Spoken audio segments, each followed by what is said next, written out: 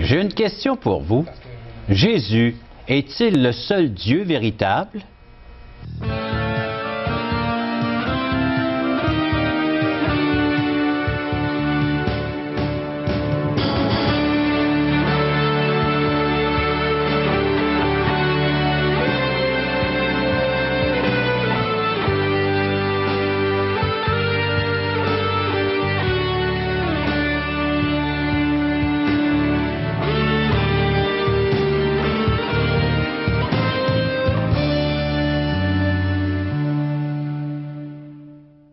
Chers amis, bienvenue à l'émission Parole vivante.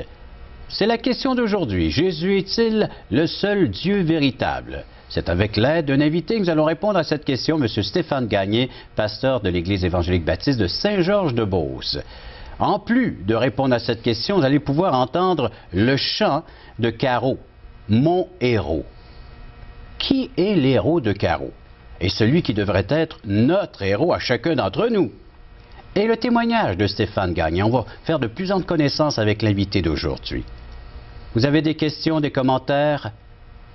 Vous pouvez appeler en composant le numéro de téléphone suivant 1-877-L'Espoir, 1-877-537-7647 ou via Internet espoir.ca.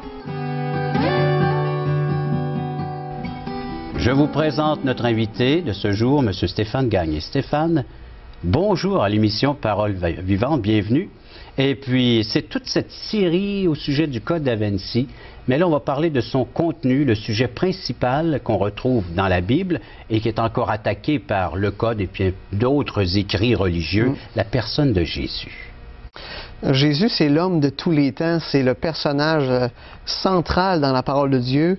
Et lorsque on se prononce sur Jésus-Christ, on doit faire certain que notre verdict est en accord avec la vérité et avec ce qui se trouve dans la parole de Dieu.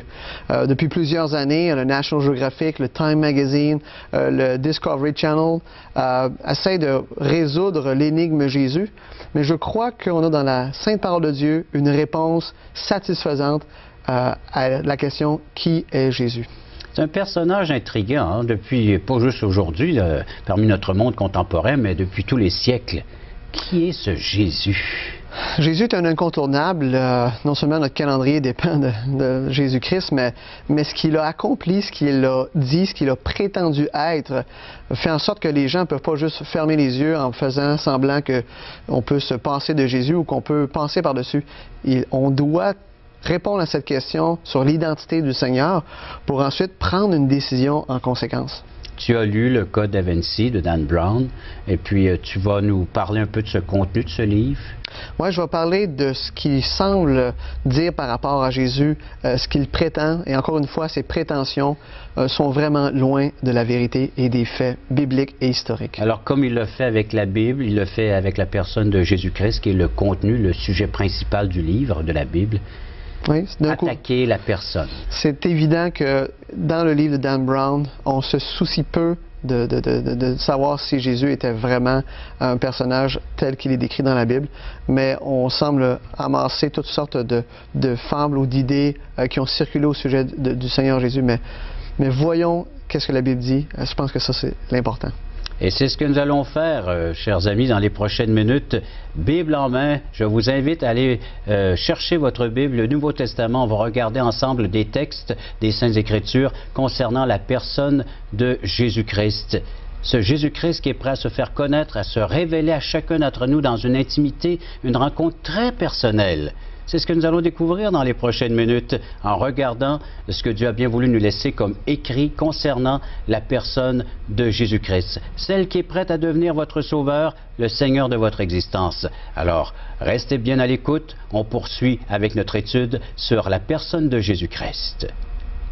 Parole vivante vous invite à participer à l'un des nombreux merveilleux déjeuners de l'espoir. Ces déjeuners ont lieu dans plusieurs restaurants réputés de la région et vous sont offerts gratuitement. Venez entendre le témoignage d'une vie transformée par la puissance de Dieu. Pour connaître les détails concernant l'endroit, la date et l'heure pour votre région, composez le 1-877-537-7647 ou notre site web www.espoir.ca.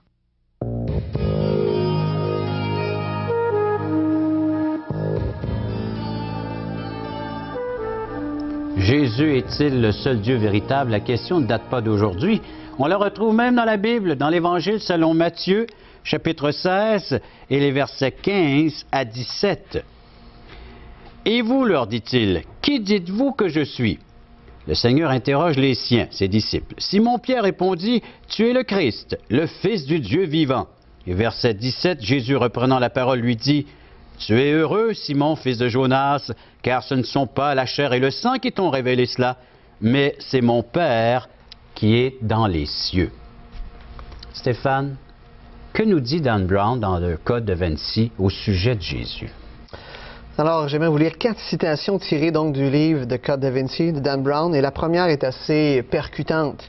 Il dit « Une grande partie de ce que l'Église nous a enseigné et nous enseigne encore sur Jésus est tout simplement faux. » Voici d'autres citations. « Ce qui nous dérange, selon le discours des personnages dans son livre à Dan Brown, c'est que ce coup de pouce divin au statut de Jésus soit intervenu 3 siècles après sa mort.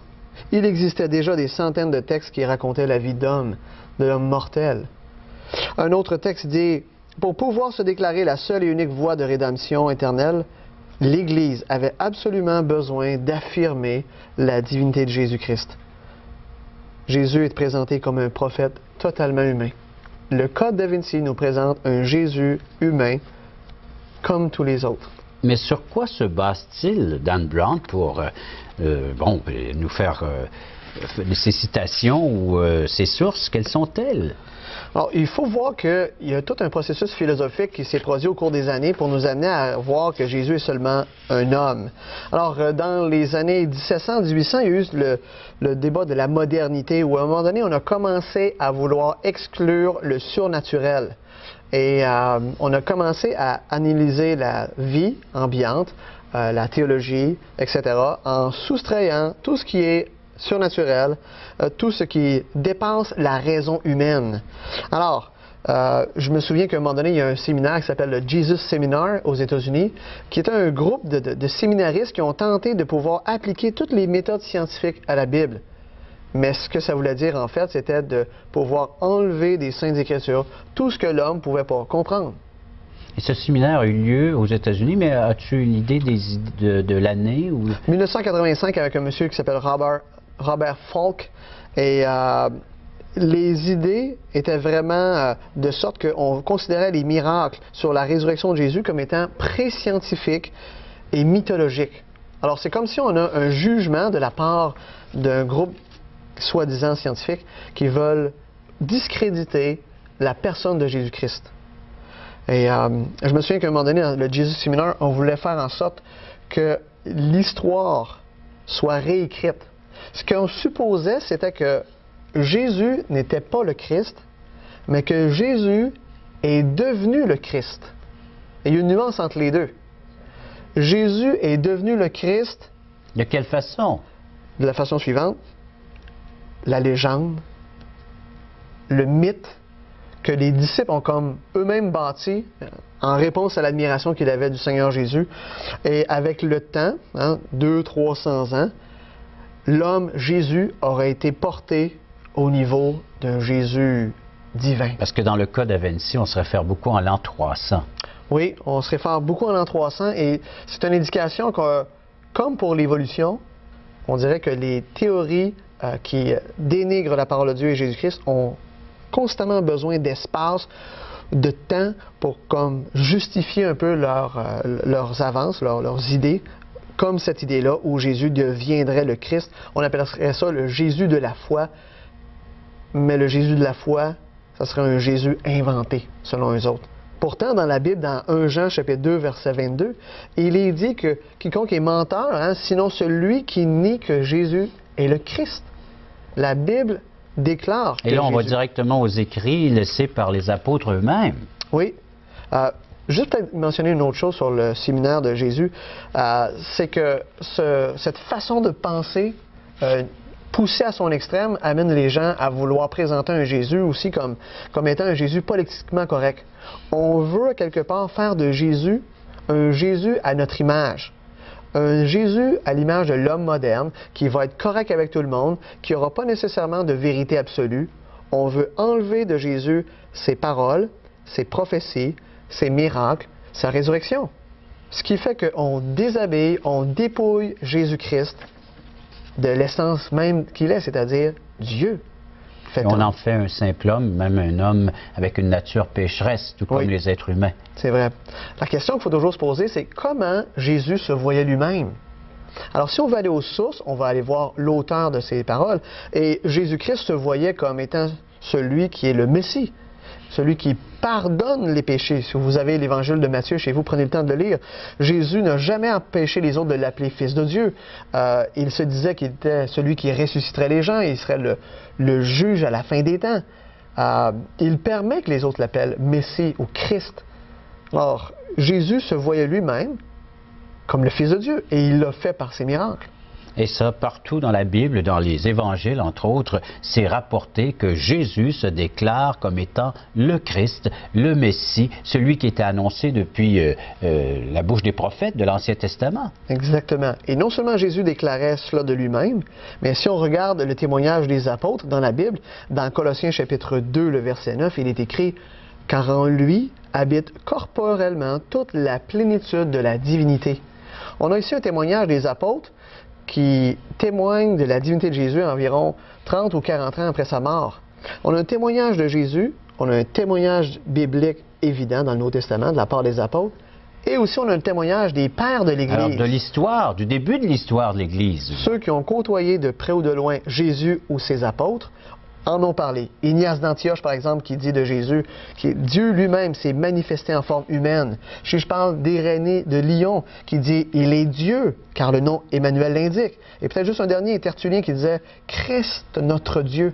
Fait que même chez les pères de l'Église, dans les années 100, 200 et 300, les pères de l'Église, on retrouve un témoignage de la divinité du Seigneur Jésus. Et si l'on retournait aux années 300, là où justement Dan Brown prend toutes ses références, ses sources, il y avait d'autres sources également qu'on aurait pu prendre, utiliser pour des sources où qu'on déclare que Christ est vraiment et réellement Dieu. Oui, et c'est des sources qui sont abondantes. Et si on prenait le temps de regarder en détail le Code da Vinci, on verrait par exemple qu'à un moment donné, M. Brown affirme que Jésus aurait été voté Dieu dans les années 325 au Concile de Nicée, et ça aurait été encore un vote politique, un vote qui favoriserait le développement de l'Empire romain, un vote qui favoriserait l'empereur. Alors, cela est totalement faux. Je sais que dans le livre, par exemple, à un moment donné, on dit que le vote a été très, très serré, mais dans les faits historiques, le vote ou la reconnaissance, parce que ce n'est pas nécessairement un vote, c'est la reconnaissance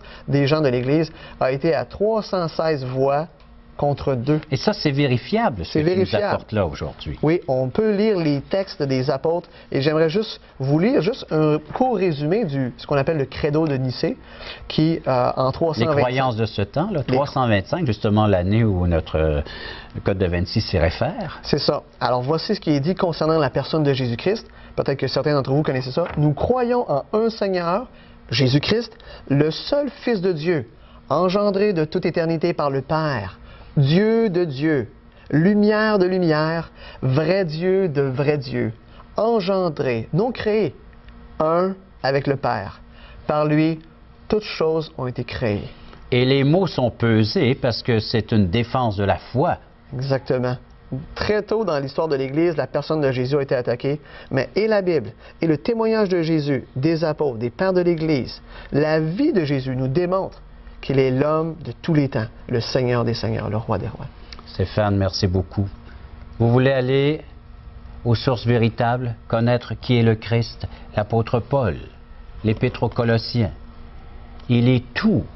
Nous avons tout pleinement en lui.